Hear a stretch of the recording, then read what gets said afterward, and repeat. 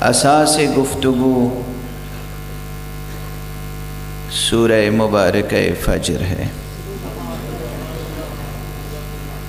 گویا کہ ہم فجر قرآنی کے نور میں سفر کر رہے ہیں۔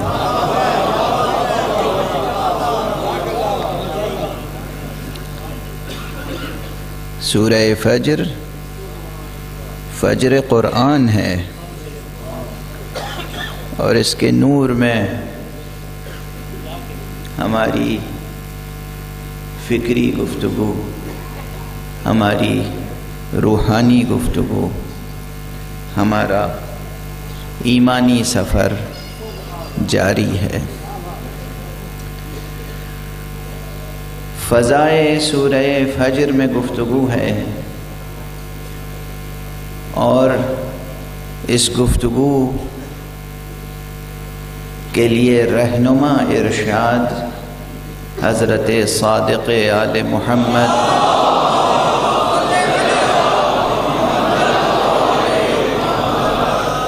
امام جعفر صادق علیہ السلام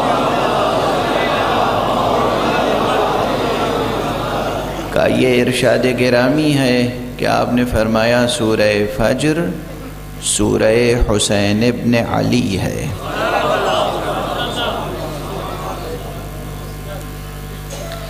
یہ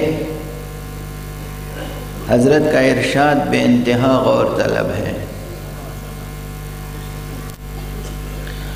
اور یہ ارشاد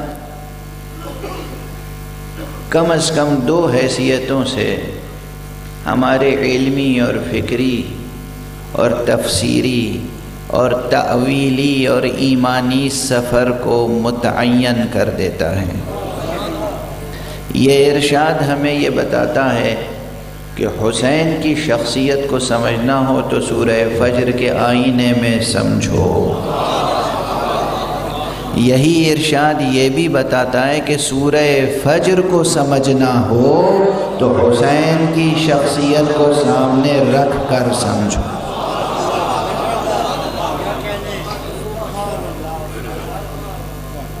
اب آپ جا کر اکثر جو تفسیریں لکھی گئی ہیں ان کا مطالعہ کیجئے گا،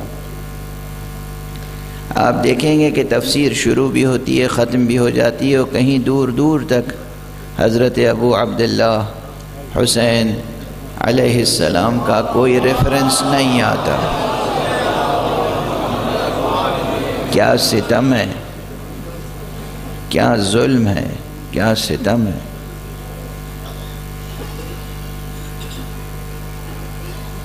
سورہ فجر بار بار میں عرض کر چکا ہوں کہ سورہ فجر ایک سورہ نہیں، ایک پورا دائرۃ المعارف ہے۔ فلسفہ تاریخ کو سمجھنا ہو تو سورہ فجر کو اچھی طرح سمجھ لیں۔ بیان تاریخ کو پرکھنا ہو تو سورہ فجر کو سامنے رکھیں کسوٹی کے طور پر۔ قرآن مجید جب گزشتہ تاریخی واقعات کا حوالہ دیتا ہے تو کیوں دیتا ہے، اس راز تک پہنچنا ہو تو سورہ فجر کو پڑھیں۔